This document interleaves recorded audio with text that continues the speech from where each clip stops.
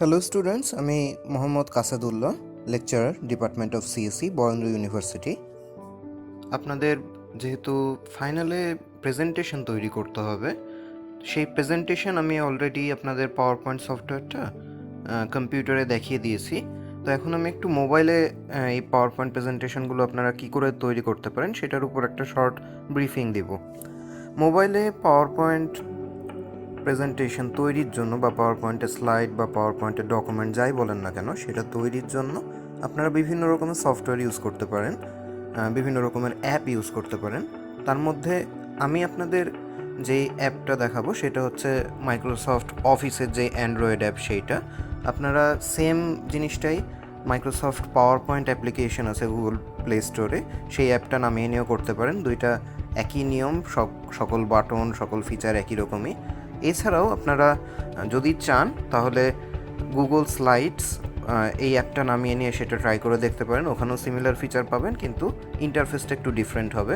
এবং ডাব্লিউপিএস অফিসেরও এরকম প্রেজেন্টেশনের কিছু একটা সফটওয়্যার আছে, আপনারা চাইলে সেটাও ইউজ করতে পারেন। আমি আপনাদের শুধুমাত্র দেখাবো এই মাইক্রোসফটের অফিস অথবা মাইক্রোসফটের পাওয়ার পয়েন্টে কীভাবে করতে হয় সেটা।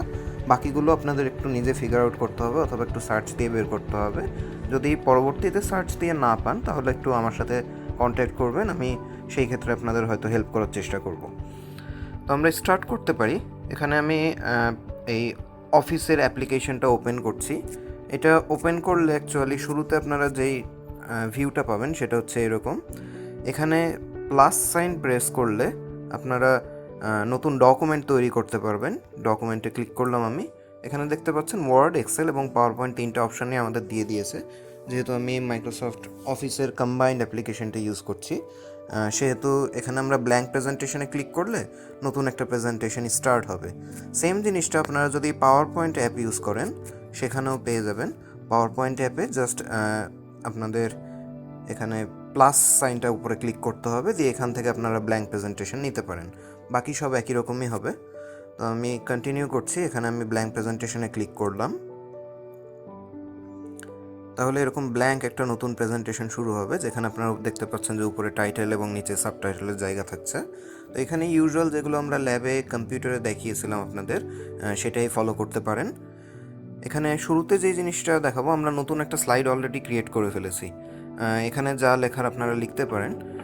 এরপরে নতুন যদি আরও স্লাইড আপনি নিতে চান, এটা যেমন 1 নাম্বার পেজ, আরও যদি আপনি পেজ নিতে চান বা স্লাইড নিতে চান, এখানে ডানে যে প্লাস বাটনটা আছে নিচে, এই প্লাস বাটনে ক্লিক করতে হবে। তাহলে দেখেন এখানে 2 নাম্বার আরেকটা স্লাইড আমাকে দিয়ে দিল।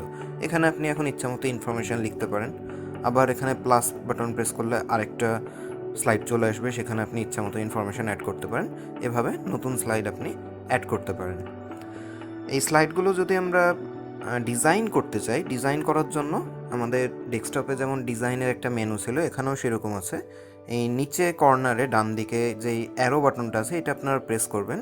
তাহলে দেখেন এখন আমরা হোম মেনুটার মধ্যে আছি। তো এই হোম মেনুটা থেকে আমরা চেঞ্জ করে ডিজাইন মেনুতে চলে যাব। এখানে আমরা এই থিমসে চলে যাব। এই থিমসের মধ্যে এখানে অনেকগুলো এরকম থিমস অলরেডি তৈরি করে দেওয়া আছে। আমরা তার মধ্যে কোনো একটা চুজ করতে পারি। যেমন আমি হয়তো ধরেন এইটা চুজ করলাম। এইটা চুজ করলে এখন এটা এর উপর অ্যাপ্লাই হবে। এর উপর অ্যাপ্লাই হওয়ার পর এখানে দেখেন ফার্স্ট পেজটা এভাবে ডিজাইন হয়ে গেল, সেকেন্ড পেজটাও এভাবে ডিজাইন হয়েছে, থার্ড পেজটাও এভাবে ডিজাইন হয়েছে। আপনি যতগুলো এখন স্লাইড রাখবেন সবগুলোই এই ডিজাইনে অ্যাপ্লাই হয়ে যাবে। এরপরে আমরা যে জিনিসটা দেখব সেটা হচ্ছে ডিজাইন আমরা দেখলাম। আমরা এখন স্লাইডের ট্রানজিশনগুলো দেখব। ট্রানজিশন ছিল কোনগুলো, যেগুলো আমরা প্রত্যেকটা স্লাইড কিভাবে অ্যাপিয়ার হবে সেইটাতে কোনো অ্যানিমেশন দিতে চাই, সেটাকে আমরা ট্রানজিশন বলে থাকি।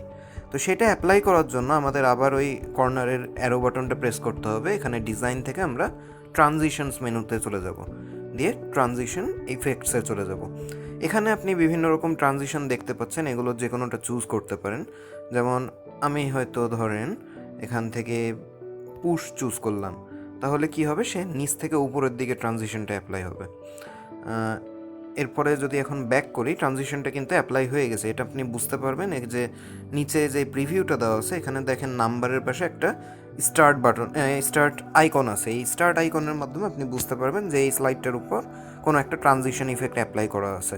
এরকমই আপনি যদি 2 নাম্বারে অ্যাপ্লাই করেন কিছু একটা ট্রানজিশন ইফেক্ট, তাহলে আবার সেই এই অ্যারো বাটন প্রেস করবেন, ট্রানজিশন এখানের মধ্যে থেকে কোনো একটা চুজ করলেন, যেমন আমি এখানে হয়তো স্প্লিট চুজ করলাম, দিয়ে ব্যাক করলাম।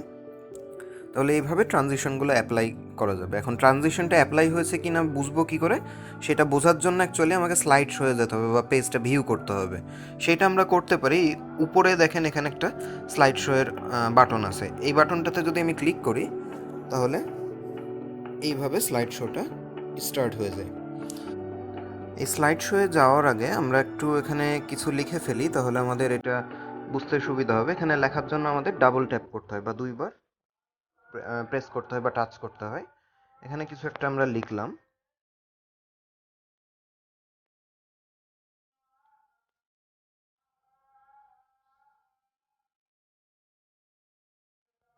সেকেন্ড পেজেও আমরা কিছু একটা লিখে ফেলবো।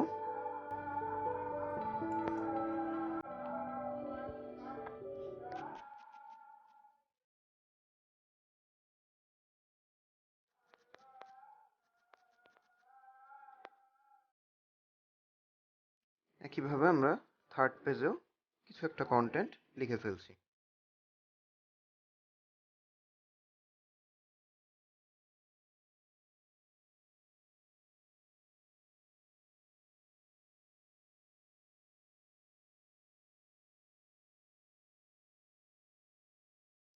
এবার আমরা স্লাইড শোয়ে চলে যাচ্ছি। ওটাতে ক্লিক করলে পুরো স্ক্রিনটা রোটেট হয়ে এভাবে আপনি যেই পেজে ছিলেন সেই পেজটা অ্যাকচুয়ালি শো করবে। তো আমি একটু ব্যাক করে ফার্স্ট পেজে চলে যাচ্ছি যেন সেখান থেকে স্টার্ট করতে পারি। দিয়ে এখানে আমি আবার স্লাইড শোয়ে গেলাম। তাহলে দেখেন ফার্স্ট পেজটা এভাবে ট্রানজিশন হয়ে আসলো বা অ্যানিমেশনটা আমরা দেখতে পেলাম। এরপরে আবার যদি আমি ডান দিক থেকে বামে সোয়াইপ করি স্ক্রিনটা, মানে ডান দিকে প্রেস করে স্ক্রিন আমি যদি আঙ্গুলটা বাম দিকে টেনে নিয়ে যাই, তাহলে আমাদের সেকেন্ড পেজে চলে যাবে। আবার যদি আমরা ডান দিক থেকে বামে আঙ্গুল টেনে নিয়ে যাই, তাহলে আমাদের থার্ড পেজে চলে যাবে। আরেকবার করলে এটা স্লাইড শোটা শেষ হয়ে যাবে, কারণ আমাদের আর নতুন কোনো পেজ নেই এর মধ্যে।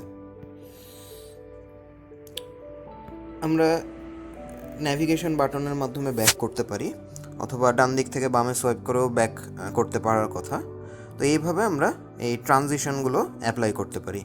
নেক্সট আমরা যেটা দেখব সেটা হচ্ছে আমরা কি করে অ্যানিমেশন অ্যাপ্লাই করতে পারি। অ্যানিমেশন ছিল কি, আমরা পেজের মধ্যে বিভিন্ন কন্টেন্টে নানা রকম অ্যানিমেশন অ্যাড করতে পারতাম। তো সেই জিনিসটাই আমরা এখানে করব। আমরা এই নিচে অ্যারো বাটনটা আবার প্রেস করলাম, হোম থেকে আমরা অ্যানিমেশনসে চলে গেলাম এবং আমাকে ক্লিক করতে হবে অ্যাকচুয়ালি যে আমি কোন জিনিসটার উপর অ্যানিমেশন অ্যাপ্লাই করতে চাই। যেমন আমি এখানে ধরেন পেজ 1 এই লেখাটার উপরে অ্যানিমেশন অ্যাপ্লাই করতে চাচ্ছি, তাহলে পেজ 1-এ ক্লিক করলাম। দিয়ে এখানে এন্ট্রেন্স এফেক্ট থেকে বা অন্য যে কোনো ইফেক্ট আপনার যেটা প্রয়োজন সেই ইফেক্ট থেকে কোনো একটা চুজ করলেন। আমি যেমন এখান থেকে ধরেন বাউন্স চুজ করলাম। দিয়ে সেকেন্ড যেই এই ডেমো কন্টেন্টের ডেসক্রিপশন আছে, ওখানে আমি আরেকটা অ্যানিমেশন দিব, ধরেন ফ্লিপ দিলাম। এখন আমি যদি এই পেজটা প্লে করি বা স্লাইড শো করি, তাহলে আমরা দেখতে পাবো যে এটা ফার্স্টে ট্রানজিশনটা কাজ করলো। এরপরে যখন আমরা স্ক্রিনে ডান দিক থেকে বামে সরাবো, তখন দেখেন এই অ্যানিমেশনটা চলছে। ফার্স্ট পেজ 1 লেখাটা ওভাবে অ্যানিমেটেডভাবে আসলো। আরেকবার ডান দিক থেকে বামে যদি আমি সোয়াইপ করি, তাহলে পরের লেখাগুলো অ্যানিমেটেড আকারে আসলো। এভাবে আমরা এই অ্যানিমেশনগুলো অ্যাপ্লাই করতে পারি। আরও কিছু জিনিস এখানে দেখার আছে, যেমন আপনারা চাইলে এখানে বিভিন্ন টেবিল অ্যাড করতে পারেন, বিভিন্ন ছবি অ্যাড করতে পারেন। যেমন আমি যদি এই 1 নাম্বার পেজে কোনো ছবি অ্যাড করতে চাই, আমি সিম্পলি এই পেজটাতে এখানে এই নিচে এই বাটনটা প্রেস করতে পারি, তাহলে এখান থেকে বিভিন্ন ছবি অ্যাড করা পসিবল। অথবা আমরা এখানে কোনো টেবিল অ্যাড করার জন্য এই বাটনটা ইউজ করতে পারি। এইরকম বিভিন্ন টেক্সট বক্স ইউজ করার জন্য আমরা নিচে এই বাটনটা, অথবা আমরা ডিরেক্ট ক্যামেরা থেকে ছবি তুলে এখানে অ্যাড করতে পারি। এইভাবে অনেক রকম অপশান আমাদের আছে, এগুলো আপনারা এক্সপেরিমেন্ট করে দেখতে পারেন। ফাইনালি আরেকটা জিনিস আমাদের যেটা জানা দরকার সেটা হচ্ছে এই স্লাইড শোটা তো আমরা উপরে এটা পাচ্ছি যে কারেন্ট পেজ থেকে অলওয়েজ স্লাইড শো হচ্ছে, তাই না? বা কারেন্ট স্লাইড শোটা স্টার্ট হচ্ছে কারেন্ট যে স্লাইডে আমি কারেন্টলি আছি সেটা থেকে। এখন এটা চেঞ্জ করার ওয়ে কি, আমি যদি ফার্স্ট থেকে প্লে করতে চাই তাহলে আমি সিম্পলি এই অ্যারো বাটনে প্রেস করব, এখানে হোম থেকে আমরা স্লাইড শোয়ে চলে যাব, দিয়ে এখান থেকে আমরা এই ফ্রম বিগিনিং অথবা ফ্রম কারেন্ট স্লাইড চুজ করতে পারি। ফ্রম কারেন্ট স্লাইডটা ওই উপরে যে আইকনটা ছিল ওইটার মতোই, যেই পেজ ওপেন আছে সেইটা থেকেই স্টার্ট হয়, এবং ফ্রম বিগিনিংটা হচ্ছে যে আমরা যেই পেজেই থাকি না কেন বা যেই স্লাইডেই থাকি না কেন সে সবসময় ফার্স্ট স্লাইড থেকে প্রেজেন্টেশনটা স্টার্ট করবে। তাহলে আমরা ফ্রম বিগিনিং ক্লিক করলাম, তাহলে দেখেন একদম ফার্স্ট থেকে স্টার্ট হচ্ছে। আবার ডান দিক থেকে বামে সুইপ করলাম, তারপরের পেজটা আসলো। এভাবে একটা করে যখন অ্যানিমেশন শেষ হবে বা ইফেক্ট শেষ হবে আমাদের ডান দিক থেকে বামে সোয়াইপ করতে হবে, তাহলে আমরা এই স্ক্রিনগুলো চেঞ্জ করতে পারবো বা একটার পর একটা নিয়ে আসতে পারবো। তাহলে মোটামুটি লাস্ট আরেকটা জিনিস আপনাদের আমি দেখাতে চাচ্ছি, সেটা হচ্ছে এই ডকুমেন্টটা মনে করেন আপনার তৈরি করা কমপ্লিট হয়ে গেছে, এখন আপনি ডকুমেন্টটা সেভ করতে যাচ্ছেন একটা পাওয়ার পয়েন্ট ফাইলে। তাহলে আপনি কি করবেন, এই যে উপরে ডানে যে 3 ডটের বাটনটা আছে এটাতে ক্লিক করবেন, মোর অপশনস দিয়ে। এখানে আপনি এটা থেকে পিডিএফ তৈরি করতে পারেন, অথবা আপনি ডিরেক্টলি এটা সেভ ক্লিক করে একটা পাওয়ার পয়েন্ট ফাইলে সেভ করতে পারেন। এখানে আপনি নতুন নাম দিতে পারবেন, সেটা ক্লিক করছি আমি। নাম ধরেন দিলেন ডেমো,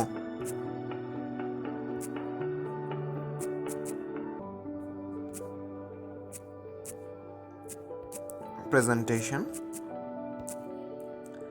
দিয়ে সিম্পলি এটা এখানে সেভ বাটনে ক্লিক করে আপনি সেভ করে ফেলতে পারেন।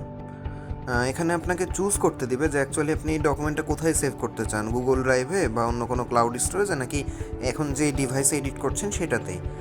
সেই তো আপনি যদি এই ডিভাইসে এডিট করতে চান সিম্পলি এখানে দিস ডিভাইস ক্লিক করবেন, যে কোথায় সেভ করতে চান সেটা বলে দিবেন। আমি ডকুমেন্টসে সেভ করছি আপাতত, দিয়ে এখানে সেভ বাটনে ক্লিক করলে ফাইল এই নামে অলরেডি আমার একটা ডকুমেন্ট ছিল সম্ভবত, সেই জন্য সেটা রিপ্লেস করবো কিনা জিজ্ঞাসা করছে, আমি রিপ্লেস চুজ করলাম। তাহলে আমার এই ডকুমেন্টটা সেখানে সেভ হয়ে গিয়েছে। অ্যান্ড্রয়েডে কিভাবে পাওয়ার পয়েন্ট ডকুমেন্ট ক্রিয়েট করতে হয় অথবা এডিট করতে হয় সেই সম্পর্কে আপনাদের একটা কুইক প্রিভিউ আমি দিতে চেয়েছিলাম। এখানে আমরা অনেকগুলো ফিচারই কাভার করে এসেছি, বেসিক ফিচারগুলো কাভার করে এসেছি অ্যাটলিস্ট, যেগুলো আমাদের সবসময় লেগে থাকে পাওয়ার পয়েন্ট তৈরি করতে বা এডিট করার ক্ষেত্রে। এরপরও যদি আপনাদের কোনো ফিচার নিয়ে কোয়েশ্চেন থেকে থাকে বা বোঝার সমস্যা থেকে থাকে অবশ্যই আমার সাথে কন্ট্যাক্ট করবেন। এতক্ষণ এই টিউটোরিয়ালে আমার সাথে থাকার জন্য আপনাদের সকলকে ধন্যবাদ। পরবর্তীতে আবারও আপনাদের সাথে কথা হবে ইনশাআল্লাহ। আল্লাহ হাফিজ।